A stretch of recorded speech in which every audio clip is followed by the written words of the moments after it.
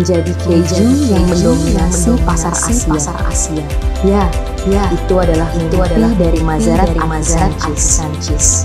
Merealisasikan dengan tetap membuat keju terbaik dari waktu ke waktu. Selain bersama dengan Iteri, salah satu restoran yang menyediakan bahan organik dan Yogyakarta, Mazarat Cheese juga bersama dengan koperasi susu masyarakat lokal.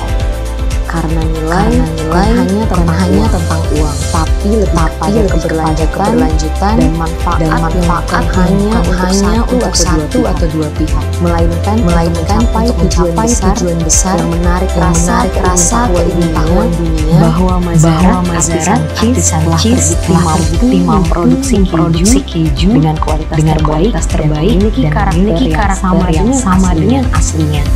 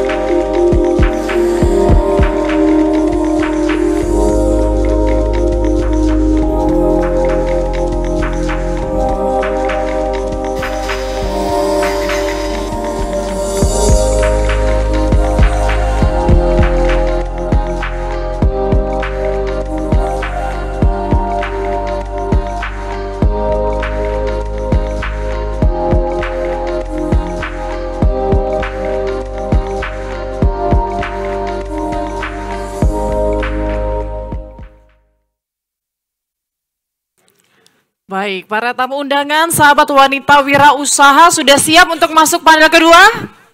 Siap, baik. Tetap semangat dong, ini lebih menarik lagi karena di panel kedua ini kita akan membahas soal masa depan di tangan bisnis artisan. Langsung saja, tidak usah berlama-lama, kita panggilkan satu persatu para panelis kita. Yang pertama adalah Leonard Theo Sabrata, selaku Direktur Utama LLPKUKM Smesco Indonesia. Silakan Mas naik ke atas panggung. Di sebelah sini Mas, ya baik. Mas Leonard ini adalah pendiri The Good Dep. Ini dikenal sebagai pengusaha bidang kreatif. Leo terlibat membangun produk Akupunto, sebuah brand kursi pertama di Indonesia yang mendapatkan Red Dot Design Award. Leo sendiri merupakan desainer produk lulusan Art Center College of Design Pasadena, Amerika Serikat. Beri tepuk tangan ya. Kemudian panelis kedua kita ada Tama Florentina, founder Moire Rags. Mbak Tama ini silakan Mbak naik ke atas panggung. Mbak Tama ini setelah tamat kuliah S2 di Selandia Baru dan bekerja 8 tahun di sana. Tahun 2014 Mbak Tama balik ke Jakarta dan merintis usaha karpet dengan brand Rag House. Tahun 2018 ia mengembangkan merek Moire, lini bisnis karpet premium berkolaborasi dengan desainer kenamaan dalam dan luar negeri. Kini ia berhasil menjadi market leader di bisnis penyediaan karpet eksklusif. Beri tepuk tangan ya. Kemudian yang ketiga, kita undang Mbak Nita Priscilla Puspitasari, founder Mazarat Cheese. Mana Mbak Nita? Oh lagi ke toilet. Nah Mbak Nita ini saya informasikan terlebih dahulu berawal dari dorongan kebutuhan ngulik makanan sehat untuk kesembuhan sang anak.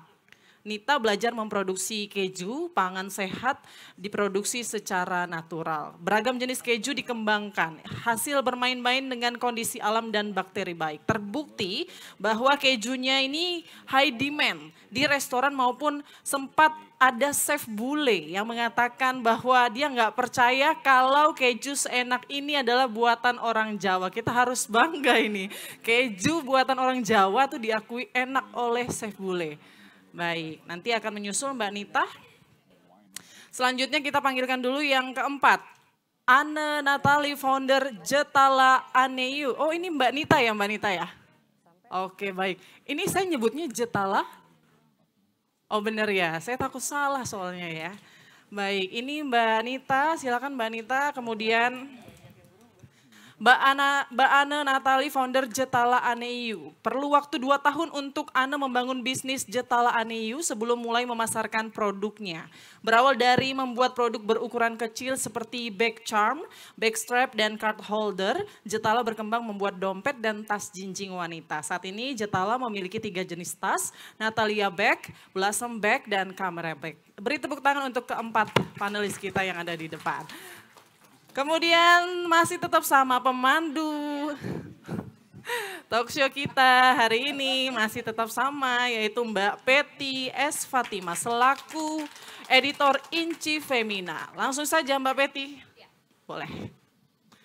Langsung memulai pembicaraannya 1 jam ke depan. Mbak Peti silahkan.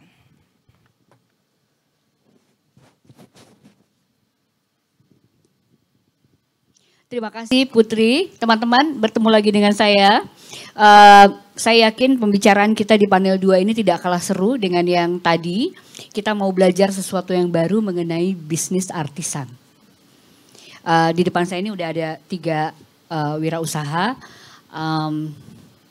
Mungkin saya baru pertama kali ketemu dalam arti langsung maupun tidak langsung adalah dengan Mazarat. Jadi saya sangat tertarik nih nanti ya ngobrol sama Mbak Nita. Kalau dengan Tama kita sudah bertemu beberapa kali dan kebetulan saya juga udah pernah lihat tokonya pada saat toko yang pertama ya gitu.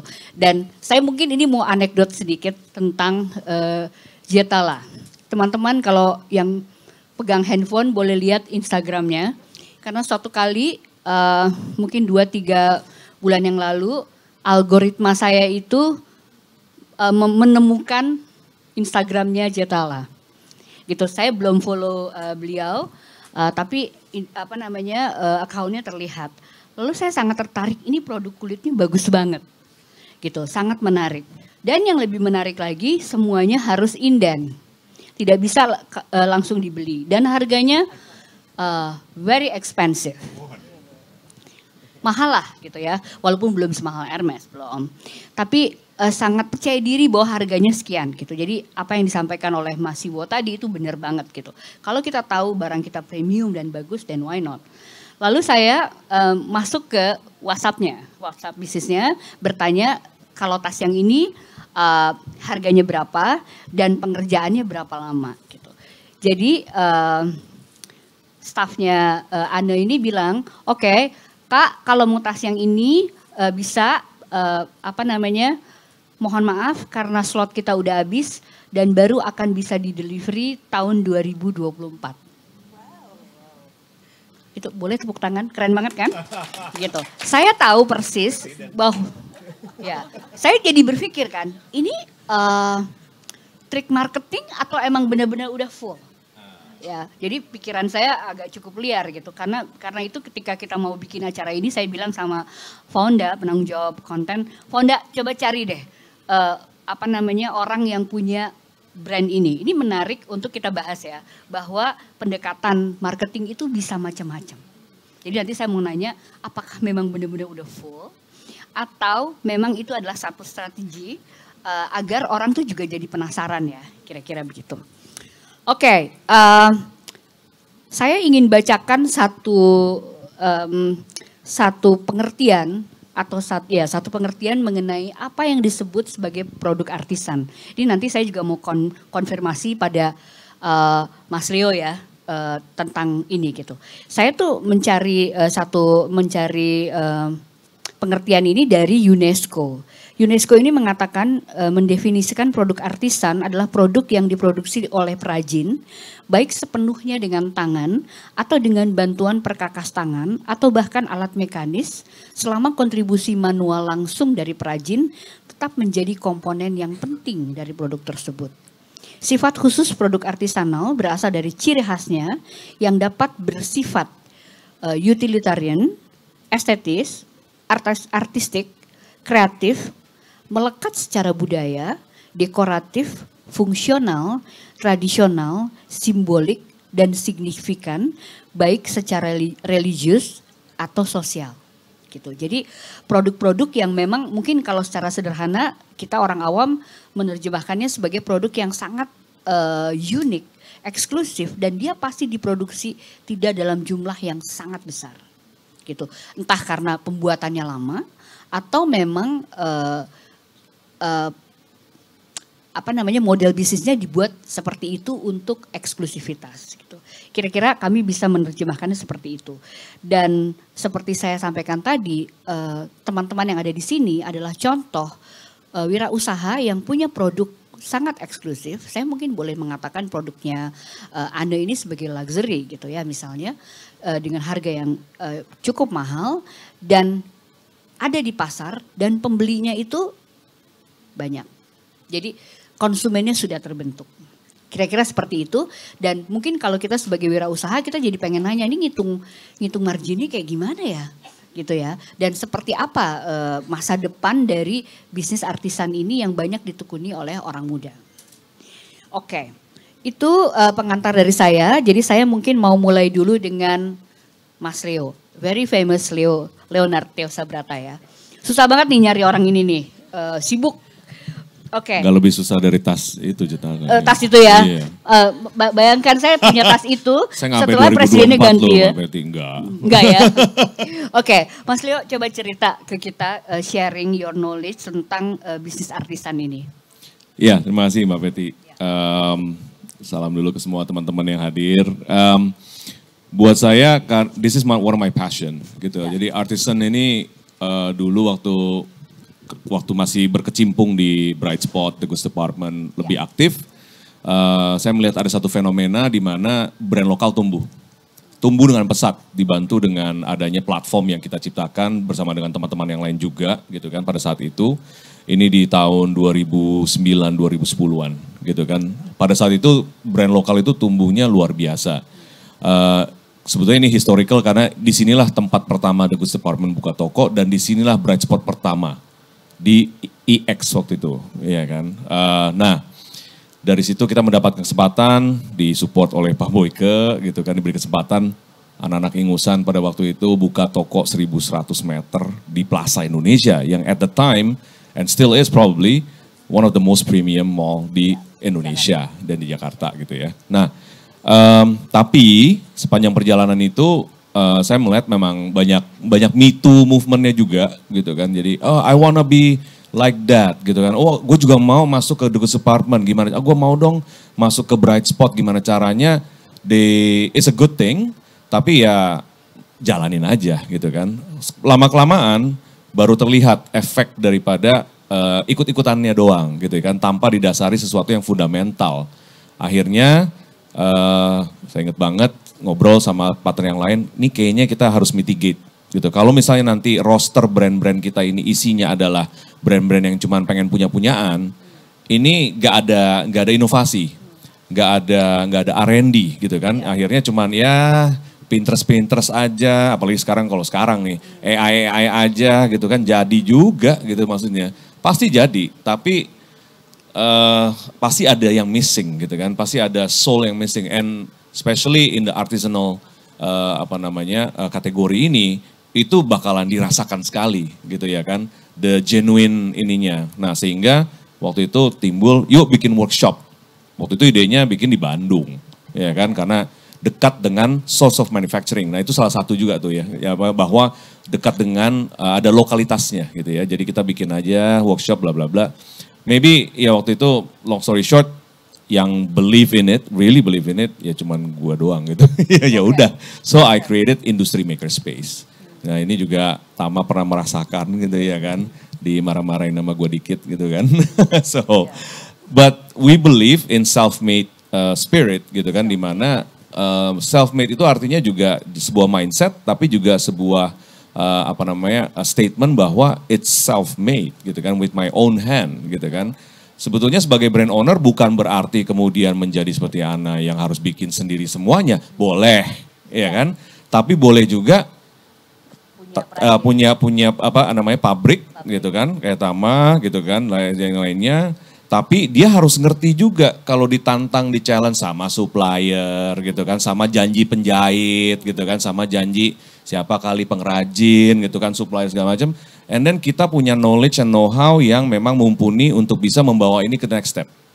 Untuk scale up dan ya kalau mau naik kelas artinya you have to understand the fundamentals dan you can do it yourself. Doesn't mean you have to do it gitu kan. Tapi you can control your environment bahwa dan innovate. Yang penting itu inovasi gitu. Kalau misalnya ini gimana ya tekukannya ya biar rapi ya, right? Gitu kan. Oh ini mesti di skipping dulu segala macam gitu kan. Kalau misalnya nggak ngerti sama si mangnya ntar dibilang ah ini teh diginiin aja gitu kan. Like oh iya bisa ya udah oh ketebel. Jelek, gak mau gitu ya kan. Kalau misalnya sepatu gitu kan, I'm a big fan in footwear gitu kan. Pernah gak bikin sepatu sendiri sebagai brand owner? Nggak pernah. Pernah masuk ke pabrik sepatu nggak? Enggak. Tahu cara pilih kulit yang bagus nggak? Ya gitu-gitu aja yang gini kan. Bedanya ini sama ini nggak tahu. Jadi you don't have zero, you have very small knowledge. Yang akhirnya ya produknya keluarnya kelihatan lah. Oh ini this looks like gitu ya kan, a Pinterest reference yang kalian ini. Basicnya mungkin itu kali ya, bedanya artisan produk itu dengan yang FMCG lah gitu misalnya ya. Memang sebetulnya semua produk juga pasti sentuh sama tangan gitu ya kan. Tapi it's the people behind gitu kan, and it's the soul gitu yang kapasitas craftsmanship yang kita pegang itu. Kenapa MS bisa begitu lama dan segala macam survive gitu kan? It's because of that gitu. Dan itu by the way mungkin nggak disarankan sih sebetulnya. Tadi kan kita bicara sedikit ya. Karena untuk menjalankan ini you have to be very very passionate. Kalau enggak ya jalanin yang lain aja. Gitu. Dan passionnya itu harus terus dijaga kan gitu maksudnya kan? Harus dijaga. Okay. Jadi ada kuota passion yang harus di-maintain terus. Makanya sebetulnya punya hobi lain di luar kerjaan. Yang tadinya hobi jadi kerjaan. Lama-lama itu nggak jadi hobi, itu jadi kerjaan. And then once it becomes work, pelan-pelan pasti kan ada jenuhnya segala macam. Then you have to find other things that makes you happy. Supaya kuota passionnya balik ada lagi di sini ngerjain bangun lagi pagi semangat segala macam itu kan. Dan maintaining balance itu saya yakin ya semua yang hadir di sini tahu itu nggak gampang, ya kan. Lama-lama BM di sini atau mungkin sekarang nih post pandemic tiba-tiba kaget sports gitu ya kan. Sebetulnya bukan masalah sportnya, tapi sebetulnya itu buat kuota passion di tempat lain juga gitu kan. You feel good about yourself, you feel good about working, nah itu penting sekali. Is it business? Ya, it's a choice gitu kan. Maksudnya bukannya bisnis yang benar-benar wah kapitalis gimana. I don't think so gitu kan. Sisi kapitalisnya ada. Harus ada. Iya, saya juga setengah. Makanya kayak misalnya sama partner tadi cerita juga di Sukacita, I'm the devil in the business. Iya kan, yang wah gini, ini cuannya mana nih gitu ya kan, sosial mulu gitu kan. But I'm a social person gitu, tapi kan bukan berarti inilah kita harus mengorbankan certain things yang terutama mengorbankan growth.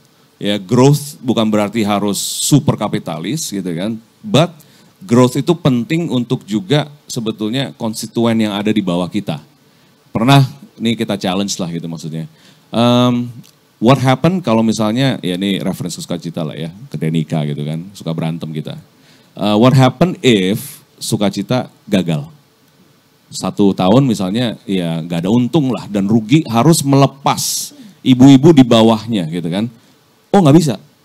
The answer is like that. Gak bisa, gak mungkin. I will not let that happen. Itu jawaban yang gak realistis. Namanya bisnis pasti begini, ya kan.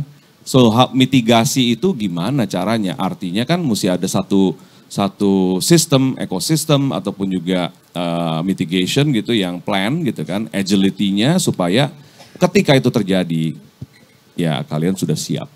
Dan tidak melemahkan sisi-sisi ya let's say dalam hal ini ya entrepreneurship, social entrepreneurship-nya ataupun juga ya betul-betul sosialnya ya. Seperti itu sih. Jadi ya memang ya nanti yang lain yang pelakunya ini pasti bisa menceritakan keluh kesahnya lah gitu kan. Seperti itu. Oke. Saya mungkin bisa nyimpulin beberapa hal yang harus kita pikirkan kalau kita bicara mengenai artisanal produk ini, yaitu passion. Dia pasti self-made-nya sangat menonjol, jadi craftsmanship itu menjadi sesuatu nilai yang dicari oleh konsumen, kira-kira seperti itu. tadi juga Mas Leo cerita tentang genuinity ya. Jadi harus genuine. Oke, saya ke pertanyaan kedua. Menurut pengamatan Mas Leo tuh kalau misalnya wirausaha yang mengambil jalan yang ini menjadi menjadi wirausaha yang produknya artisanal, tantangan apa atau kesalahan apa yang common terjadi dan itu membuat produk ini atau membuat company-nya tidak berjalan seperti yang dibayangkan oleh si owner ini? Kebanyakan founders di artisan ini juga bukan orang-orang yang sebetulnya suka tampil. Ya, ini tiga-tiganya nggak suka. Ini juga dulu nggak suka tampil nih. Sekarang aja cetar gitu kan. Dari dulu mah kagak ini. Want to be behind the scene kind of people. Karena they're so passionate about produk. Ini orang-orang produk nih. Orang produk, bukan orang marketing. Bukan orang marketing ya. Jadi artisan business women or men itu adalah orang produk. Itu yang harus dimengerti dulu. They're so focused on their product gitu kan. Udah geeking out. Aduh gue ini proses R&D segala macam. So they're lacking marketing. Biasanya sesudah ada social media that changes a lot of things. You can be passive gitu kan. Ya mungkin cuman ya gue potong-potong aja ntar ada pokoknya on aja klik gitu kan. Record gitu. Gak usah ngomong gak usah apa. Upload. Orangnya gak usah kelihatan tangan gue aja nih segala macam. That changes a lot gitu kan. Sehingga tiba-tiba kayak gue bisa marketing nih tanpa harus tampil gitu kan. But I keep reminding about the founders gitu kan. Banyak yang I mentored gitu. Kayak misalnya, lu bukannya harus jadi banci tampil sih. But, do you care about your brand?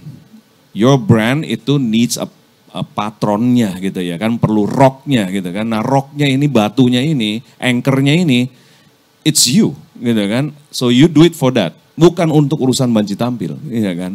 Nah, sometimes mereka nggak ngerti itu, ya kan. Ada yang kebablasan sih, gitu kan. Jadi banci tampil juga, gitu ya kan. Tapi ya nggak apa-apa, gitu ya kan. Bagus gitu, it's okay. Public speaking, gitu kan. Pitching your ideas. Sebetulnya it's not that hard if you're a passionate person, karena you're just telling your story. Nggak ada yang dimarketingin, ini cuma telling your story, gitu. Cuma sharing aja. Sharing apa yang lu lakukan setiap hari. Apa susahnya? Orang lu gak usah bohong kok, iya kan? Yang susah itu kan kalau lu you don't have to be yourself. You have to be someone else acting out sesuatu yang bukan yang lu gak percaya, lu gak lakukan gitu kan. Nah ini harus diperhatikan gitu, menjadi anchor di dalam bisnis kalian itu adalah penting. And your marketing skill itu juga harus ada gitu kan. Dan balance antara, nah ini selalu lah, semua orang selalu nanya.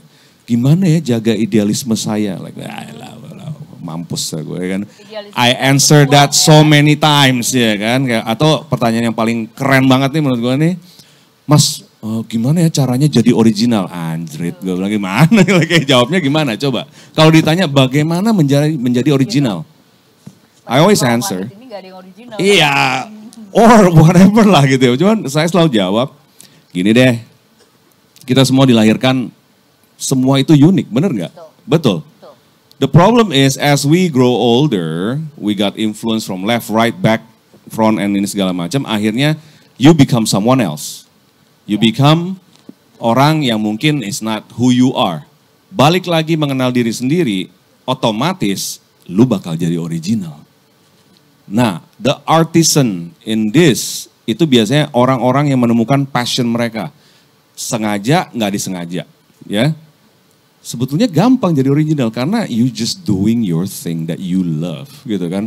Nggak mungkin nggak original gitu kecuali lagi mau bikin apa tiba-tiba nengok kiri, nengok kanan, nengok atas, nengok ya lama-lama pasti inilah. Ya market research, all that stuff gitu ya oke, it's important.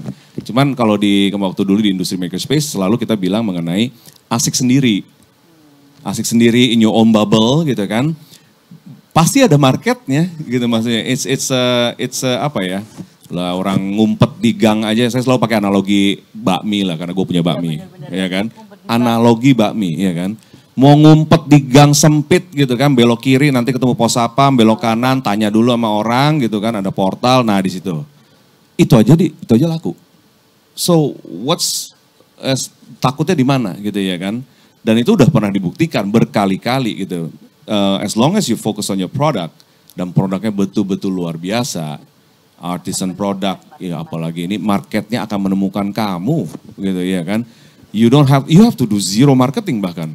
And I've proved that, gitu ya kan. Itu Bami kita itu nggak pernah marketing apa-apa, gitu ya. Sosial media berantakan, nggak posting ya bodo amat, gitu kan. Ya pokoknya semau gue lah, gitu kan. Tapi ya udah, it keeps coming because we focus on the product. Nah ini, these people, they focus on their product. Yes. Oke, ini menarik ya. Jadi di masa sosial media yang sepertinya mengharuskan semua orang tampil, Betul. bagi mereka yang bekerja artisanal tuh sesuatu yang sulit. Tapi tadi saya melihatnya jadi justru menariknya adalah kalau banyak orang yang begitu susah bikin storytelling, mereka itu nggak perlu belajar karena semua yang mereka lakukan itu adalah story yang sangat menarik untuk diceritakan ya, gitu ya nggak? Betul. Benar. Betul. Oke. Dari Mas Leo, saya mau ke Anda dulu ya. Anda mungkin bisa cerita ya, sebenarnya Jetala Aniu, mudah-mudahan saya nggak salah nyebutnya. Jetala ini sebetulnya sebesar apa sih? Gitu, sebesar apa company-nya? Dan pertanyaannya bukan seberapa besar, modal lo berapa? Saya nggak bertanya ke situ ya, tapi sebetulnya kapasitas produksinya tuh seberapa besar? Karena ngelihat demand tadi gitu, kalau saya waktu itu menghubungi Ane itu atau menghubungi Jetala itu kira-kira bulan April kalau nggak salah, lupa lah ya saya. Tapi pokoknya tahun depan ya 2024 baru saya bisa terima si produknya. Artinya kan ada apa namanya, ada produk yang lagi ngantri nih di workshop ya. Silahkan Ane boleh cerita ke kita semuanya. Mungkin karena banyak orang tuh punya pemikiran, jadi dia tuh mikir Jetala itu besar. Tapi sebenarnya itu Jetala itu cuma saya dan Paul. Jadi artisannya cuma 2. Iya. Dan kita dan kapasitas dari Jetala sendiri karena hanya ada 2 artisan. Jadi kalau kita bikin satu tas ukuran medium itu kita butuh 60 jam kerja. Kadang-kadang ada orang yang bilang, oh sebentar ya cuma 3 hari. Lah kalau 20 jam kerjanya 20 jam sehari ya 3 hari. Tapi ya enggak seperti itu. Jadi kita membutuhkan waktu sekitar 5-7 hari buat benar-benar finish. Ya. Dan jadi kapasitas Jetala itu setiap bulannya itu hanya bisa 4-5 tas. Ya. Dan yang sekarang itu banyak orang pesan yang sampai bikin Bu Peti nunggu itu kojonya Jetala itu tas Natalia. Yang satu model itu kita punya 10 ukuran dan itu tuh waktu tunggunya memang sekitar 2 tahun kalau sekarang masuk. Wow. Ya karena terbatas kapasitas. Keren gak tuh? Dan memang craftsmanship itu yang tadi Pak Leo bilang itu yang kita jaga terus gitu. Kita nggak mau biarpun demand kita tinggi tapi kita tetap ini mau jahit tangan seterusnya gitu. Itu yang mau kita jaga terus. Ya seperti begitu kurang lebihnya. Jadi oke, tadi kan udah nyeritain kira-kira berapa yang bisa dicapai dalam satu bulan. Jadi sekarang saya boleh menyimpulkan kapasitas yang dimiliki oleh Jetala itu selalu penuh. Selalu penuh setiap bulannya sampai sekarang itu bulan Mei 2025. Iya. Sampai bulan Mei 2025 teman-teman. Saat itu presiden kita udah ganti loh ya. Gua nggak tahu siapa. Jangan ya, gitu. Menarik ya. Oke. Ya, ada satu yang fenomena kamu yang boleh lihat ke sana, teman-teman mau lihat wajah cantikmu juga tuh. Nah, gitu. Nah, yang satu fenomena yang baru kita dapat itu yang kita nggak sangka itu kalau dulu awalnya klien itu kan pesen tas itu karena harganya memang di atas rata-rata. Jadi mereka tuh hanya pesan 1 biasanya. Tapi begitu mereka dapat, mereka tuh bisa pesan 3-4 tas, bahkan sampai ada yang 6 tas sekaligus satu klien. Karena nggak mau nunggu tahun 2025 itu kan. Lama, dan mereka setelah dapat itu ternyata hasilnya sesuai ekspektasi mereka atau bahkan di atas ekspektasi mereka. Jadi begitu. Jadi mereka itu benar-benar tidak kecewa ya. Daripada gue nunggu lagi, mendingan saya pesan aja nih sekarang. Tapi itu boleh kalau misalnya begitu. Kalau mereka udah punya 1 slot, boleh. Oh, kalau udah punya karena nggak tega boleh. Gitu kan udah nunggu 2 tahun, terus mereka nunggu lagi 2 tahun lagi, 2 tahun lagi. Ini udah kayak umroh loh teman-teman. Ya udah naik haji. Oke, Anda satu lagi ya. Nah, tadi kan dibilangin, Mas Lo bilang me, myself and I. Kalian cuma berdua gitu. Saat ini apakah sudah terfikir karena demandnya udah sangat banyak dan slot selalu penuh, apakah nggak pengen nambah orang? Ada alasan tertentu nggak? Terus terang saya itu lebih stres kalau ngajar orang. Oke, harus belajar sama Omnya ya. Oke. Iya, jadi kalau Alright. kalau orang itu kan berarti kan mesti mengandalkan dia. Kalau dia nggak masuk apa enggak, saya harus deal dengan itu. Dan saat ini di tengah jadwal yang udah padat tuh belum siap buat ke sana. Oh, belum siap ya. Iya, iya. Mungkin kedepannya bisa itu menjadi sesuatu pemikiran. Mungkin Tapi kalau ada, sekarang iya. masih bisa ditangani berdua gitu Masih kira-kira tanganin ya. berdua ya. Yang sekarang sedang di apa? Kesulitannya adalah pada memanage itu semua yang tadi seperti Pak Leo bilang, itu kita tetap harus tekan demand-nya. Orang tuh sama gitu berpikirnya, itu benar gak sih antriannya sepanjang itu atau teknik marketing seperti yang Bu Peti bilang itu. Akhirnya saya coba mempost, dengan sering post itu kita kasih tahu ini punya namanya loh. Jadi saya tuh yang saya senang dari produk artisan itu kita tahu dengan persis tas ini dibuat buat siapa gitu. Betul. Itu yang nilai yang mungkin yang artisan punya yang produk lain nggak punya. Karena semua dibuat berdasarkan pesanan, jadi ada personal touch. Dan itu Jadi tuh, personality yang punya itu benar-benar tergambar dalam iya, dan produk saya ya. pun waktu awal itu klien di handle-nya tidak ada admin sama sekali. Karena pada saat Oh my God, karena oke. kan nge-handle klien tuh nggak bisa, karena ini produk dibuat berdasarkan pesanan, nggak bisa cuman oke, saya mau biru. Udah Itu aja nggak begitu, bisa, ya. nggak bisa. Tapi birunya kamu mau biru, kita punya jenis kulit yang berbeda. Karena kita terjun langsung, kita mengerti betul gitu kan, kulitnya seperti apa, karakternya seperti apa. Very interesting. Jadi kalau klien tanya, saya tuh sukanya yang gini. Jadi kita harus tanya gitu, banyak sekali pertanyaannya yang harus kita pandu. Kamu pesen karena ini harganya juga kan nggak murah, jadi kita mau ada kepuasan yang mereka punya. Jadi kita pandu, kamu sukanya apa? Oh, saya sukanya ini, tapi saya suka kulitnya itu yang nggak terlalu kaku. Kalau kita yang nanganin, kita bisa langsung handle. Dan Atau boleh nggak ditambahin apa gitu kan? Misalnya hiasannya mau apa itu boleh? biasanya sekarang itu karena waktu itu Udah kalau nggak misalnya cukup. ya nggak cukup. Udah nggak cukup. Karena Oke. polanya semua harus dibuat lagi dari awal. Jadi desain yang ada, tapi kamu boleh pilih detailsnya. Very interesting ya. Ya, Iya. saya mau warna biru, tapi dalamnya saya mau merah, bagus nggak? Dan mereka tuh minta pendapat. Jadi kalau di handle kita itu kita memberikan Bisa mereka ngobrol, satu rasa aman customer juga service ya, ya. seperti itu ya. Oke, Anda boleh kasih lihat nggak tasnya ke teman-teman di sini? Ini- Ini kecil kebetulan ya. Iya, ini kecil banget. Ini gabungan dari Natalia dan Blossom. Ini tuh dibuat karena waktu itu ada permintaan pameran untuk di Bangkok waktu itu. Alright. Jadi kita kombinasikan jadi satu bentuk yang baru lagi namanya Monotonia. Tapi sebenarnya ini gabungan dari Natalia dan Blossom Bag. Oke. Gitu, Jadi ya. untuk teman-teman yang mungkin baru mengenal Jetala, semua produknya Jetala itu ada namanya, Iya, iya. gitu. Jadi saya mau beli apa aja, Blossom, Blossom Bag ya. Natalia Bag itu yang pertama kali Natalia, kojonya itu Blossom, ya. dan yang lainnya. Dengan bentuk 2 button. ya Iya. betul. Oke, terima kasih Ane. Nanti saya ke Ane lagi. Saya mau ke Mbak Nita. Selalu menarik kalau ngomongin soal keju, gitu kan? Karena keju itu sama dengan karpet. Di persepsi itu produk impor. Emang orang Indonesia bisa bikin keju ya? Udara kita panas kayak begini apa nggak meleleh tuh keju gitu? Pokoknya persepsi-persepsi yang sebenarnya mungkin kurang tepat atau artinya itu masih bisa di-manage dengan suatu proses produksi yang baik gitu ya. Mbak Nita bisa cerita dong gimana ketika Mazarat ini baru dibuat gitu.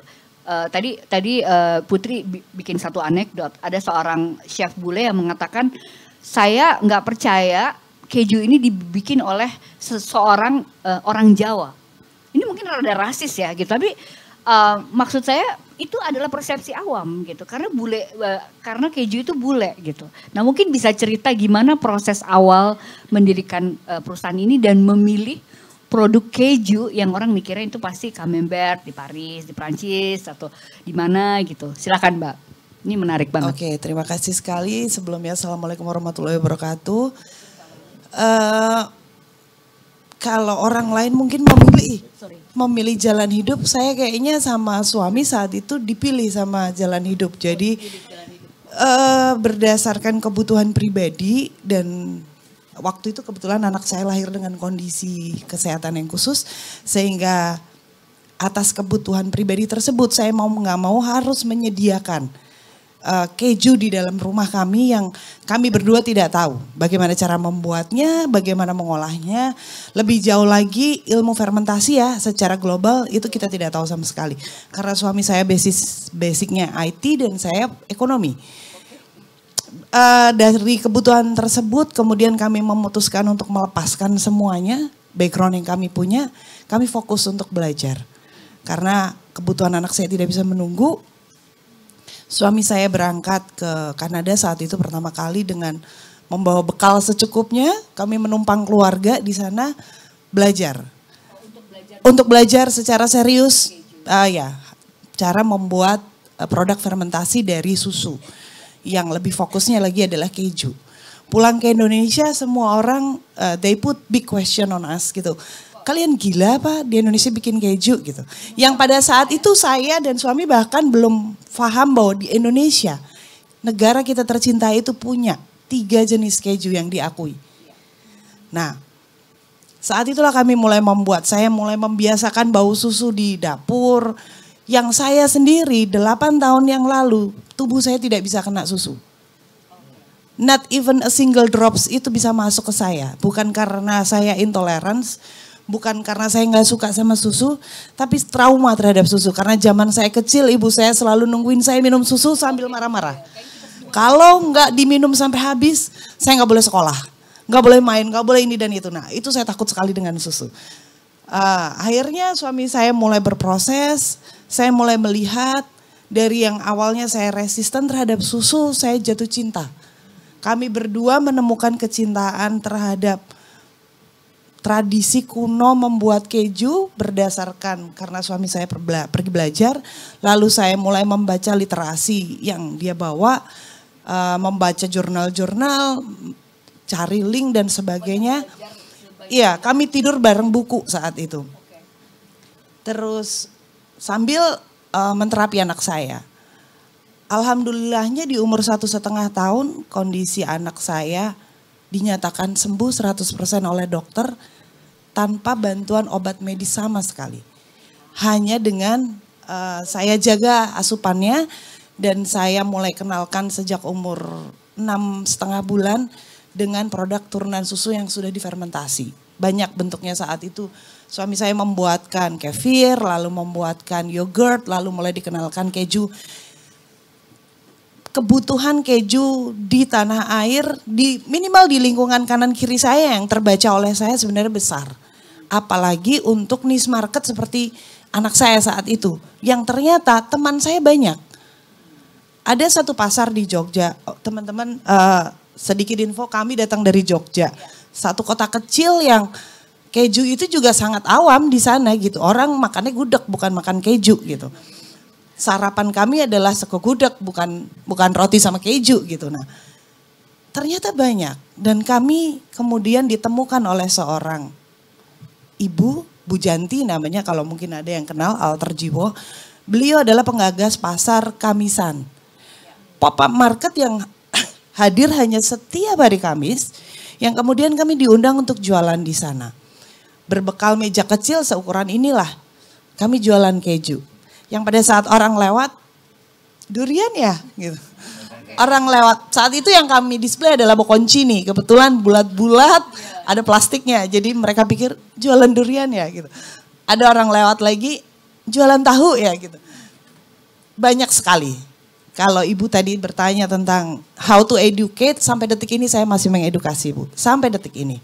Dan kalau ada teman-teman di sini yang mungkin pernah jadi pelanggannya Mazarat, chatting admin saya yang ada di belakang chat itu. Bukan cuma Mbak Anda, karena kekhawatiran yang sama saya rasakan. Ini urusannya bukan cuma passion mungkin ya Pak Leo, tapi bukan juga karena saya nggak percaya. Tapi kayak saya punya dorongan kewajiban bahwa customer experience harus di-deliver since day one. Bukan cuman pada saat mereka sudah menerima barang lalu mereka bisa mengkurasi produk kita. Tapi sejak mereka terkoneksi dengan channel kita gitu. Apapun yang kebetulan saat ini channel yang kita pakai adalah WhatsApp, Instagram seperti itu ya. Jadi saya yang ada di balik itu. Saya tidak mengizinkan staf saya untuk menjawab Apalagi kalau isunya cukup sensitif, misal komplain tidak mungkin tidak ada, pasti pernah terjadi. Saya melarang betul mereka asal memberikan jawaban, karena nanti kalau itu terjadi lalu komplainnya makin panjang, saya yang harus merecover sama aja. Mending saya yang ngerjain dari awal. Itu kenapa saya yakin alasan yang sama juga sama Mbak Tama, Mbak Ana, kita males tampil karena yang diurusin banyak. Banyak banget. Saya hidup di dalam bubble yang saya mencintai betul aktivitas itu, Bu. Setiap hari saya keluar rumah setelah satu kopi dan anak-anak saya sudah berangkat sekolah, saya either pergi ke kandang atau ke tempat produksi. Oke. Dan itu jelas jauh dari sorotan, gak mungkin lah saya pakai wear pack lalu. Jadi hari ini keren dong ya, pertama kali keluar. Hari ini saya gimana? dandan.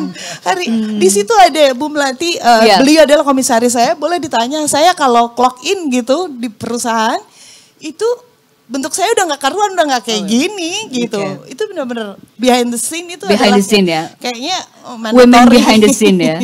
Oke. Jadi apa yang disampaikan oleh Mas Leo itu semuanya proven nih dari tiga Proven, ya. 100%. 100% ya. Oke, Mbak Nita cerita dong sama kita sebenarnya proses produksi pembuatan keju Mazarat itu seperti apa? Oke, kalau produksinya sendiri keju yang kita buat ada sekitar, yang rutin kita regular kita buat itu ada 23 varian. Banyak, dan itu even untuk orang Prancis yang kebetulan mayoritas keju kita stylenya Prancis gitu. It doesn't make sense untuk mereka, karena di Prancis sendiri artisanal cheesemaker itu paling mentok 2-3. Supaya mereka bisa fokus ya terhadap si produk flawless lah, bisa menciptakan produk yang tidak ada banyak gagalnya. Sedangkan kebetulan saya dan suami kami gigs di bagian itu sehingga nggak habis-habis pengen itu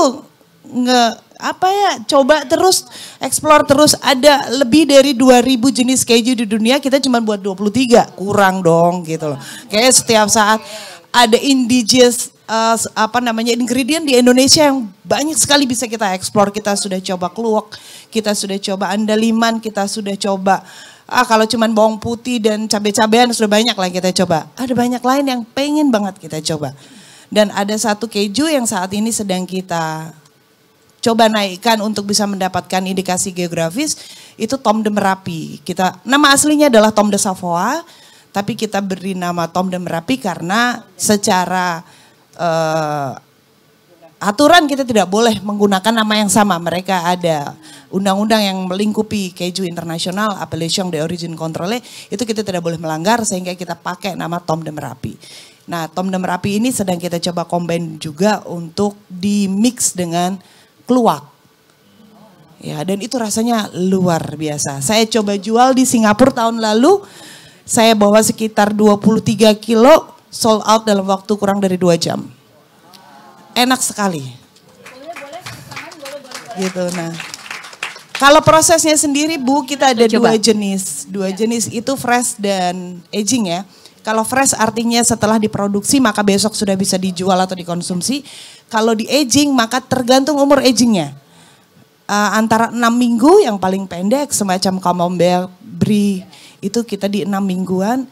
Paling lama yang kita buat adalah nearly 2 tahun, itu Alpine yang saat ini saya punya ya. Alpine sendiri matang di 8 bulan plus, tapi saya punya yang umurnya udah hampir 2 tahun. Dan ada 2 wheel yang spesial dibuat oleh saya dan suami saya, yang tidak akan kita buka entah sampai kapan. Jadi saat itu batch itu dibuat bersamaan, dia dengan panci sendiri, saya dengan panci sendiri. Someday kita akan buka dan kita akan battle. Ini enak punya siapa? Battle-nya sudah kita lakukan lebih dari 3 tahun yang lalu Bu. Dan belum tahu, belum kita buka kejunya. Kejunya akan kita buka entah kapan. Sebenarnya itu courtesy untuk Om William. Jadi suami saya membuatkan untuk Om William Wongso. Nanti suatu saat Om Will mau belah, maka kita akan belah dua-duanya. Oke, kita nunggu kabar aja kan ya teman-teman ya.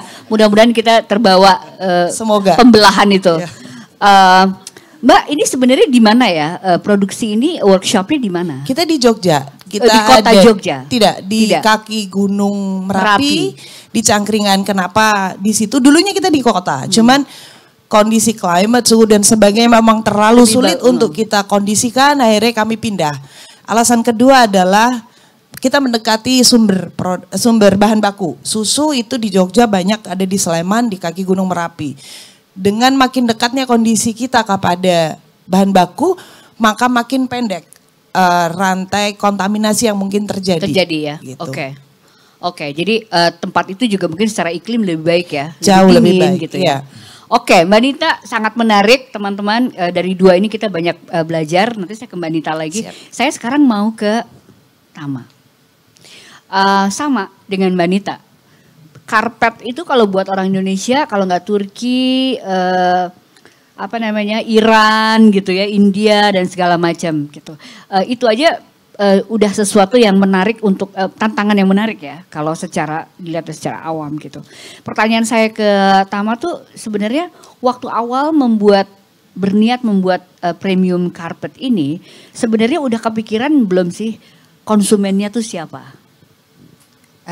Atau ya udah gue buat aja dulu nanti konsumennya akan datang juga sendiri. gitu. Sebenarnya kalau Moire sendiri itu baru ada di tahun 2018. Jadi sebelum ada Moire itu kita ada namanya Rack House di 2014. Waktu itu kita pernah join industri juga sama Mas Leo. Jadi banyak belajar dari si Rack House sendiri. Kalau Rack House itu memang konsumennya kalau yang teman-teman kenal mungkin head to headnya sama IKEA, Informa seperti itu. Tapi kayaknya pasarnya itu nanggung. Jadi beberapa orang mungkin menganggap udah cukup, oh ya mahal ya karpet 3 juta. Karena memang karpet itu bukan kebutuhan pokok yang harus dicukupi oleh teman-teman di sini. Jadi rumah gak ada karpet juga sebenarnya gak apa-apa. Cuman buat sebagian orang yang memang spesifik ke interior atau memang di arsitek, karpet itu memang satu hal yang tidak bisa dipisahkan dari bagian rumah. Nah akhirnya dari Rack House kita belajar brand ini kok gini-gini aja gitu loh. Gini-gini aja, kita masih kerjasama juga waktu itu sama pengrajin. Di tahun 2016 akhirnya kita decide untuk punya produksi sendiri. Kita beli pabrik orang yang pikirannya dengan beli pabrik, ini udah ada database, udah ada semuanya, tapi ternyata kita ditipu. Intinya dapat nothing lah, udah bayar apa segala macam, gedungnya pun nggak dapat gitu. Jadi istilahnya emang ditipu banget gitu. Jadi ya udahlah, sedangkan di sini kita udah sewa gudang apa segala macam yang untuk memindahkan semua itu. Dengan apa yang ada, yang notabene kita cuma dapat 2 orang pengrajin yang kita bisa bawa dan peralatan yang nggak ada yang bisa dipakai, istilahnya udah bobrok semua. Pilihannya adalah mau berenang atau mau tenggelam. Akhirnya mikir, ya udah deh gini aja, ini kan semua udah sewa. Terus waktu itu udah aja karyawan juga yang kita tanggung. Belum begitu banyak, waktu itu masih 2016 kayak masih 10 lah, belum banyak lah. Sekarang berapa? Sekarang 70-an mungkin ya, 70-an. Habis itu masih 10, kita kayak ya udah deh, gue belajar sendiri aja. Nah akhirnya saya waktu itu sempat ke India, sempat ke Nepal, tapi ngambilnya cuma course gitu doang untuk lebih paham lagi sebenarnya gimana sih cara kerja si karpet ini seperti ini. Dengan ilmu yang didapat dan dengan pengrajin 2 bawaan dari pabrik ini, akhirnya kita beranikan diri untuk jalanin produksi. Nah setelah produksi jalan beberapa bulan kita ngerasa ini sebenarnya kapasitas produksinya masih banyak banget. Masih banyak sekali yang sayang gitu loh. Ini kalau cuma buat Rack House aja, ini sayang banget. Sedangkan kita cost-nya dikeluarin juga udah cukup banyak setiap bulannya. Akhirnya pilihannya mau go high atau go low. Mau yang lebih bagus apa enggak. Saya kalau punya brand atau barang selalu mikir kalau barang ini nggak laku, saya mesti mau pakai itu. Jadi mikir kalau diturunin grade-nya dari si Rack House berarti saya nggak ada beda dengan karpet-karpet yang banyak banget di pasaran. Nggak ada istimewanya, ya memang sih akan jualan quantity mungkin akan lebih mudah. Akhirnya nggak usah deh, nggak ada spesialnya. Tadi seperti yang dibilang kalau artisan tuh memang orang-orang produk, saya suka ngurusin R&D, akhirnya ya udah deh kita masuk aja ke high end-nya. Nah jadi dari situ, dari yang biasa kita pakai cuman acrylic wool, kita mulai pakai yang viscose, pakai bamboo silk yang notabene itu jarang sekali dipakai oleh rumah di Indonesia. Kalaupun ada, dia itu harus yang import semuanya. Kita mikir, nah biasanya kan orang harus beli karpet semahal itu import, harus kena tax, harus kena lagi shipping. Kalau misalnya kita bisa buat di sini, misalkan bahannya aja yang kita import dan kita assembly semua lokal, kita akan motong semua waktunya itu. Jadi untuk pengiriman biasanya teks berapa bulan? 1 bulan gitu. Oh karena dikerjakan di sini ya berarti itu kepotong. Biayanya juga kepotong. Biasanya barang masuk ada teks akan kepotong juga kalau dikerjain sini. Jadi berawal dari situ akhirnya ya udah deh kita mulailah pikirannya lebih yang kayak oke, kita buat. Jadi aimingnya bukan head to head sama yang lokal, aimingnya udah head to head sama yang oke, pengen brand ini yang ada di internasional seperti itu. Tapi kita buatnya di sini dan semua dikemas di sini seperti itu. Dan itu harganya bisa jadi lebih murah? Ya bisa. Dengan kompetitor yang di luar tentunya lebih murah karena kan mereka nggak bayar tax. Terus juga shipping yang tuh yang biasanya mahal juga mereka nggak bayar itu juga. Terus biasanya kadang-kadang orang tuh kenapa sih belinya import di Indonesia ini? Bisa dibilang kita tuh satu-satunya high end yang punya pabrik sendiri saat ini kayak gitu di Indonesia. Di Indonesia. Wow. Jadi yang lain biasa kalau ada pun either memang dia mengerjakan yang mesh gitu atau memang kalau yang high end ya mereka import semua. Import semua ya. Iya. Oke, ini soal edukasi pasar. Tadi Tama kan udah cerita bahwa ketika membuat Moire Rugs ini sebetulnya kamu udah mau menunjukkan produk ini ke satu kelompok orang yang tadi misalnya orang yang menghias rumahnya itu mendesain interior rumahnya itu dengan lebih serius atau kalangan profesional interior design dan segala macam gitu. Tapi dengan berjalannya waktu sebetulnya proses edukasi ke calon konsumen yang lebih umum tuh terjadi nggak? Atau kalian udah overwhelmed dengan yang itu karena banyak misalnya gitu? Sebenarnya setiap tahunnya tuh kita kalau punya campaign, jadi sampai saat ini untuk urusan booth dev dan marketing itu masih saya yang handle. Jadi ada GM di kantor itu yang handle soal daily basis SDM dan lain-lain lah ya. Jadi setiap tahunnya kita selalu punya goals. Kayak 2018 saat mau launching Moire, kita mikirnya semua orang harus datang. Mikirnya kayak gitu, semua orang harus tahu karena goalsnya adalah awareness. Jadi kita pengen nunjukin ke orang bahwa ini loh ada Moire, dia bikin karpetnya kayak gimana, orang tahu. Tapi untuk awareness aja, kita nggak mikir penjualan on the spot ya. Pokoknya orang tahu lah nanti kalau beli karpetnya ada brand baru nih gitu. Indonesia punya. 2019 itu masih sama, kita masih takut-takut. Cuman masih oke nerusin yang 2018 sampai di 2020 terus kena pandemi. Cuman saat habis pandemi kemarin, kita sempat mikir ini itu sebenarnya di pangsa interior, arsitek dan lain-lain kita udah mulai dikenal gitu. Jadi kita pengen lebih ke end user. Jadi kira-kira habis pandemi 2 tahunan yang lalu kita buat campaign lagi tuh waktu itu di salah satu mall juga di Jakarta. Campaignnya lebih mau ke end user. Jadi kita gandeng media high end juga yang memang ini khusus end user. Karpet atau desainer yang kita gandeng itu juga yang memang familiar dengan end user. Jadi kan ada nih maksudnya interior yang bagus, sangat apa tapi nggak familiar kan ada yang memang wah ini orang-orangnya familiar banget nih. Akhirnya kita milih oke lah kita beraniin gandeng yang nama-namanya terkenal dan yang punya soul-nya itu beda-beda. Jadi misalkan garis benang merahnya Moire ini di sini tapi mereka menginterpretasikannya beda-beda. Nah, jadi dari situ goals-nya udah end user. Nah, tahun berikutnya kita yang tadinya takut online, kita kayaknya boleh juga nih ya Moire buka online. Karena kita ngerasa dalam beberapa tahun ini sudah mulai teredukasi. Saya sih udah nggak balas sendiri ya admin. Maksudnya kalau udah saya udah ada adminnya karena saya waktu Moire agak besar, saya belajar untuk mendelegasikan pekerjaan. Itu yang paling sulit. Tadinya semua saya mau pegang sendiri. Udahlah semua pokoknya gue. Cuman jadi berpikirnya tuh jadi kayak kita tuh punya hidup sendiri gitu di yang tadi Mas Leo bilang dulunya ini hobi, sekarang jadi pekerjaan.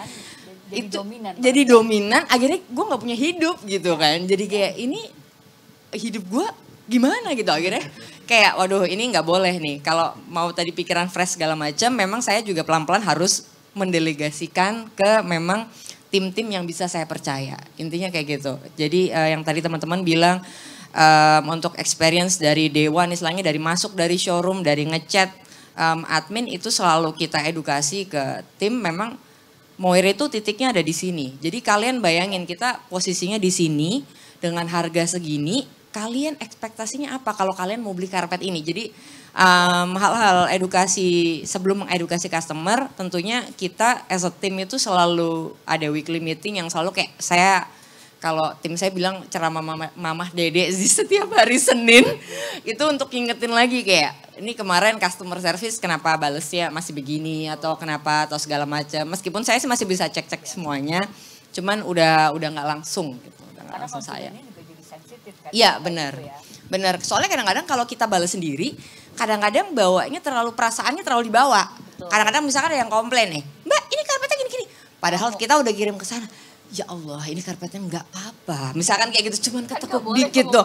Kan nggak boleh misalkan saya bilang, ya ampun Bu ini. Kan nggak boleh begitu. Cuma mungkin ada yang tim sendiri gitu kan. Nanti GM saya mungkin ngebalesnya lebih ini tenang dengan Mbak, karena kan nggak ngebawa perasaan. Kalau ini kan kayak anak kita kan Mbak, jadi kayak ini kenapa sih gitu. Jadi biasanya kalau kayak gitu-gitu ya saya ngomel-ngomel sendiri aja. Nanti ada tim yang meneruskan dengan kepala yang lebih tenang. Jadi brandnya juga bagus. Jadi sudah saling mengisi lah di tim.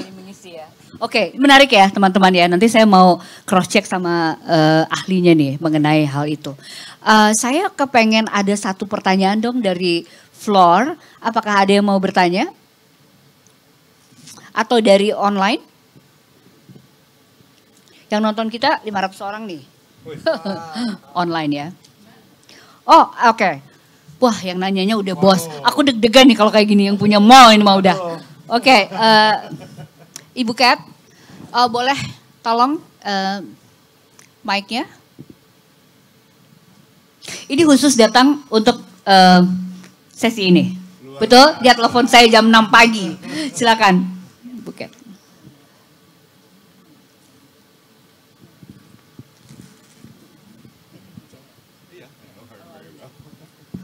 Okay. Thank you. Silakan. Thank you. It's amazing talk show. That's why I make the time to come today. Pertanyaannya simple sih. I mean, saya dari alun-alun Indonesia. I love all the artisan products, but I have a questions. When it comes to entering the department store, it seems that artisan ini sedikit allergic, Leo. So my question is why gitu no? I mean it's not bad to enter into department stores too, but it seems that when I approach the artisan that we like the ladies here, it's very difficult to actually attract them to come. I mean it's good to be. I find that if you enter department store, it's actually give you the sustainability. You know, I mean. The product will exist unless it is always become a hobby. That's all my question. It's to you, Leo. Thank you. Aduh, di pojokan sama Buket gimana? Deg-degan gue kayak ujian ya. Siap. It's a classic problem ya Buket ya. I think we went through it gitu sama-sama juga when we were approaching brands dulu juga waktu di The Goods Department gitu kan. More so sebetulnya problemnya underlyingnya itu adanya di connection. Ini emang orang-orang baperan nih, by the way. Bener? Bener kan? Ya nggak usah bohong lah, udahlah ya kan. Orang-orang yang ownership-nya tinggi, gitu kan. Ya bukan masalah baby doang gitu. Ini this is about their emotion gitu kan, their hopes, their values gitu yang kayaknya lu kayak nggak translate itu deh gitu kan for me gitu ya kan in your space gitu kan. Jadi mereka kayak enggak gitu kan. It's never about the money. Nantinya kalau udah mau baru money gitu kan. Oh consignmentnya mahal amat ya gitu ya kan lah kali ya, emang gue nggak bayar sewa ya kan. Tapi that's the first underlyingnya itu adalah there's a lack of connection gitu, makanya sulit Cuma masalahnya kan kayak the people who approach them itu juga biasanya tidak punya cara untuk how to connect-nya gitu. Nah ini kembali lagi kenapa when I did Industry Makerspace, I was looking for connection. Jadi berasa gitu kayak, karena pernah waktu itu kita tiba-tiba punya kompetitor yang muncul di Bandung lah, di Surabaya lah, di Jakarta ada berapa biji gitu kan yang goods department like. Terus brand-brand yang tadi kita kira loyal, baru deh kesana juga. Terus kayak all the founders, co-founders itu pada nanya, kok mereka gitu sih gitu kan, kok mereka nggak loyal sama kita. Ya terus me as a setengah artis tapi setengah kapitalis gitu ya kan, kayak like, emangnya lu bapak emaknya gitu kan. Kan bukan, what we did itu transaksional. Very transactional. Yes, we created a platform. Tapi kan kita cuan juga, ya kan? Yes, we gave them wah kayak spotlight. Iya, tapi kan ada usahanya dia juga, gitu. Do they really acknowledge what we have given them, gitu kan? Maybe yes, maybe no. Kalau dia tahu diri, yes. Ada tuh yang kayak, aduh terima kasih ya Mas Leo, Mas Anton, gitu kan siapa Mbak Inong ini bla bla bla sampai sekarang. Udah pokoknya ya gitulah loyalist gitu kan yang tadi tuh ya kan conformist bla bla bla lalala itu sama persis yang tadi si Zuhadi bilang ya kan bilang itu persis ya kan. Nah bagi yang tidak gitu kan, jadi waktu itu saya analisa segala macam, akhirnya analisanya begini, yang loyalis kepada kita itu it was the first initialnya gitu kan, brands gitu yang memang tumbuh kembangnya itu bersama kita, atau mungkin ya temennya lo, ya kan temennya ini, teman kecil segala macam, we grew up together and then they become a designer bla bla bla, keluarin produk, ya iyalah ya kita party bareng.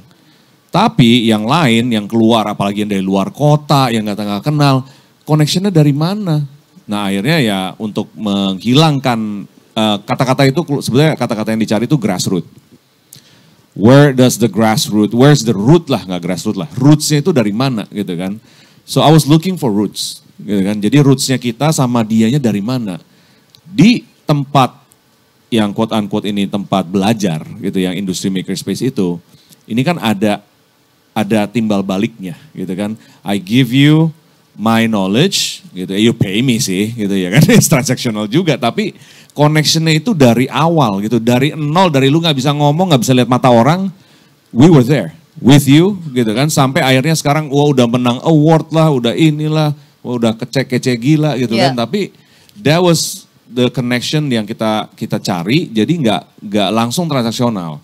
Mesti ada, ya kan kita jadi bapak membangun emaknya. Kepercayaan dulu ya. Kalau dia nggak percaya, dia nggak akan mau bergabung sama kita gitu kira-kira ya. Ada gitu kan. Berat berat. Nah makanya ini institusinya ini bagaimana membuat institusi yang seperti itu gitu kan.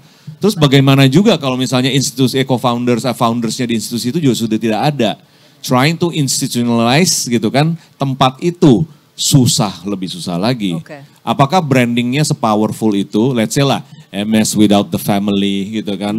Kalau misalnya nanti Jean Arnold udah nggak di situ lagi gimana gitu kan. Kalau kita bicara brand luar gitu kan. Ini masalah founder dan apa namanya itu succession. Sampai ada ininya ya, filmnya ya kan. Succession is going to be the biggest challenge di brand-brand lokal Indonesia gitu kan. Dan juga corporation ya. Apalagi family business bla bla bla segala macam. Nah ini yang kayaknya I think untuk menjawab itu ya memang harus ada koneksi. Harus ada koneksi. Ciptakan koneksi sehingga mereka percaya. Betul, ya? Kepercayaan, trust itu. Nanti yang lainnya baru ngikut. Tapi at the same time ini kita bicara juga branding. Iya. Sangat-sangat bicara mengenai branding gitu kan. Kan kalau misalnya I look up to you, or while I'm still look up to you, nah bisa gitu tuh momennya aja gitu ya kita ambil. Nih mumpung nih dede masih ngeliat gua nih gitu kan. Nanti kalau gua udah nggak relevan dia juga tinggalin gua, ya kan. So, but believe me, everything is a cycle. We used to think bright spot itu udah nggak relevan. By the way kita udah tua gitu ya. Jadi waktu mulai itu masih 30-an kece-kece gitu ya kan. Masih lucu-lucuan. Sekarang udah anak 3 gitu kan. Rambut udah ubanan segala macam. 10 something years later, the consumer shifted. And tiba-tiba kita fresh lagi. Di mata dede-dede yang tadinya masih kecil. Sekarang mereka preteen, sekarang mereka teen, ngeliat Bright Spot, wah keren banget deh. Jadi my kids, ya kan ngajakin temennya segala macam. So we were like, wow, oke. Suatu kebanggaan dong ya berarti. Suatu tamparan sih sebetulnya. Tamparan. Iya kan, suatu tamparan bahwa iya kita udah tua gitu, sudah gitu, tahu diri aja. Nah, succession becomes very important. Tahu dirinya langsung tuh. Oke, delegate. Sekali lagi, ya kan. Tapi kan ada momen di mana delegationnya itu harus cari momentum yang pas. Otherwise itu juga nggak terjadi. Gitu sih. Oke, bisa terjawab. Jadi katanya harus diciptakan dulu trust nih dari si para artisan ini dengan mall-nya mungkin atau dengan marketplace itu ya, dengan tempat itu gitu.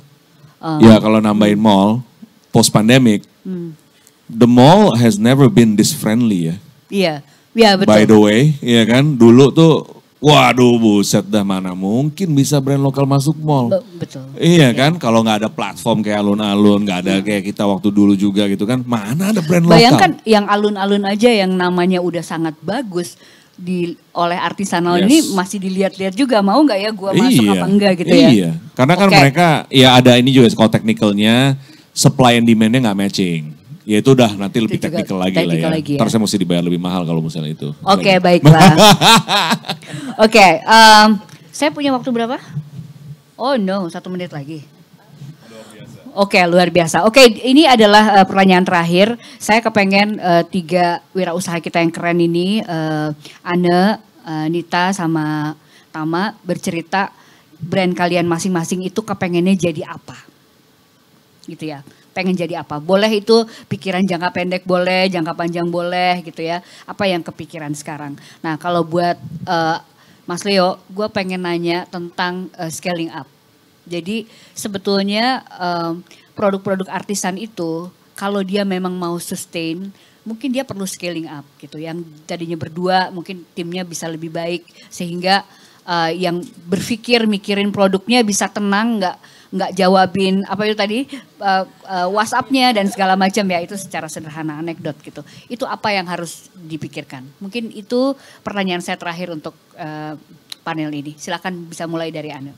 Kalau dari keinginan Jetalasi pengennya terus maintain quality dan demand-nya terus bertahan sampai tahun depan. Kalau scale up-nya itu kita pengennya main di material. Jadi quantity-nya tetap sama, tapi materialnya yang naik. Nah, itu material yang naik ya. Oke, terima kasih. Sangat artisanal ya. Oke, Nita, sangat. Seneng deh gue. Oke. Oke, terima kasih. Kalau dari Mazarat, sama dengan pada saat kita dulu mengusung value ini di awal kami membentuk, sampai hari ini insya Allah tidak berubah. Kami pengen mengawal Indonesia untuk jadi swasembada keju. Dan semoga pada saat itu terjadi saya masih hidup. Masih bisa melihat. Paling tidak kalau enggak ya legacy saya lah masih ada bahwa kita. Berarti nggak lama-lama amat dong. Berarti. Harusnya, karena dengan cakupan geografis yang kita punya ya, bentangan geografis Indonesia, lalu potensi susu yang ada di Indonesia, seharusnya mudah untuk kita bisa jadi swasembada keju. Itu yang pertama. Dan yang kedua, alhamdulillah Mazarat membuka tahun 2023 dengan mengantongi produsen keju organik pertama di Asia. Jadi kita alhamdulillah tahun ini sudah mengantongi itu. Semoga itu bisa jadi bahan juga untuk kita bisa mengawal Indonesia. Itu ya. Oke, Mbak Nita makasih. Kalau untuk Moire, sebenarnya kalau banyak yang nanya, perkembangan Moire mau 5 tahun ini sangat pesat sekali. Mungkin udah seperti Mas Leo, udah nggak 100% artisan, udah separuh kapitalis sekarang. Harus lah dong ya Pak. Udah seperti itu. Kayaknya itu efek yang nggak bisa dihindari ya. Iya bener. Soalnya anaknya udah banyak di pabrik. Nanti kalau nggak gajian, saya didatengin ke rumah. Jadi untapped market di Indonesia untuk yang high end product nih sebenarnya masih banyak sekali. Jadi kita nggak mau buru-buru ekspor keluar. Jadi mau lebih mengenai yang belum di tap lah sama Moire. Itu jadi aja. Membuka pasar baru, membuka pasar baru ya. Pasar baru. Oke. Oke. So your turn. Ini berbeda ya dengan UKM lainnya. UKM artisan ini nggak bisa di-treat sama. Sehingga, tapi tetap sama jawabannya sebetulnya there needs to be an ecosystem yang bisa support artisanal business gitu kan. Support system ini sebetulnya lebih kepada, tadi udah disebutkan, access to material, better material gitu ya kan. Access to maybe SDM yang mumpuni gitu kan. Access to knowledge, gitu, access to, kalau mungkin market yes and no lah gitu. Jadi bayangkan kalau misalnya this access itu ada di satu platform, itu yang sedang dikerjakan oleh Smesco, tapi untuk mungkin bukan untuk yang artisan gitu ya. Karena yang artisan ini ya very niche gitu kan. Tapi untuk UKM secara general, kita harus bisa mengkonvoy, terutama untuk mengkonvoy kategorinya dulu. Jadi let's say lah, kita mengkonvoy artisanal products from Indonesia. Apa sih yang dibutuhkan industri itu gitu kan? We need apa misalnya funnelingnya di mana ya kan, channelingnya ke mana gitu kan, marketingnya bagaimana gitu kan. Tapi itu yang sisi hilirnya. Sisi hulunya, imagine kalau misalnya let's say we have a very good tannery di sini, kagak usah import dari Perancis lagi kan, atau dari mana lah. Di sana juga udah shortage because of the war dan segala macam, ya kan, susah kan, ya kan, udah lebih susah lah katanya, especially in footwear. Nah kalau misalnya itu, jadi intinya ekosistem ini dibangun dan supportnya itu ada menggunakan blended finance gitu kan, di mana ya semua uang-uang dimulai dari pertama kali di ujung, itu kita lagi ngerancang ini di Smesco, dimulai dari uang baik dulu. Jadi uang baik, uang rela, ya kan, uang ikhlas itu ada di sini. CSR money, ya kan, the NGO funds, the sustainability whatever. Terus saja sampai ke sini, sampai ke modal kerja dan lain sebagainya. Si artisan atau si UKM-nya itu sebetulnya user yang mikirin fokus di beberapa hal aja, which is brandingnya, ya kan, the creation process, nah bahkan marketingnya nanti dibantuin, distribution dibantuin. Kalau itu terjadi, kategorinya dulu yang naik, nanti semuanya legasinya itu adalah kategori ini di Indonesia itu ada dan bukan ada doang, menang 1-0 unggul. Itu sih yang pengen kita buat gitu kan, supaya bisa naik kelas gitu sih Mbak Peti. Itu kayaknya janji ya, ini jam berapa? Jam 1, ini janji dari Mas Leo dan Smesco, hopefully teman-teman artisanal, lagi jalanin ya, teman-teman artisanal bisa menggunakan support system yang ada ya. Gitu, mudah-mudahan. Oke, teman-teman, dengan demikian berakhir sudah panel kita yang kedua. Kita bicara mengenai produk artisanal. Terima kasih untuk para pembicara, Mas Leo Theo Sabrata dari Smesco. Thank you so much untuk waktunya yang sangat mepet. Ada meeting lagi ya. Oke, Tama dari Moire Rugs, sukses terus ya dengan Moirenya. Kemudian Mbak Nita, selamat kembali ke Jogja. Nanti kalau ke Jogja kita pasti akan datang. Oke, swasembada ya, itu yang paling penting. Dan Anne, sukses terus dengan Zetalinnya. Mudah-mudahan kalau kita bisa memesan nggak jauh-jauh aman. Tetap ya, kalau 2024 kalau presidennya udah ganti gitu ya. Oke, terima kasih banyak semua teman-teman. Dengan demikian berakhir sudah panel kita yang kedua. Terima kasih banyak. Saya kembalikan ke Putri Windasari. Thank you. Baik, terima kasih Mbak Peti. Beri tepuk tangannya untuk keempat panelis kita. Mungkin boleh foto dulu ya Mbak Peti. Mau backgroundnya mana? Kayaknya kalau di sini gitu ya, backlight ya? Nggak apa-apa, berarti kita backgroundnya, oh enggak.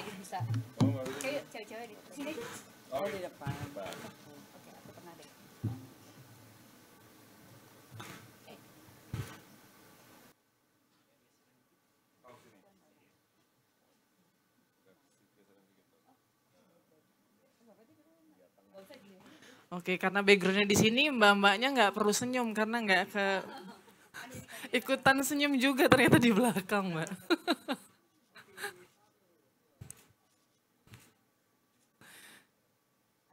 Oke, itu dia.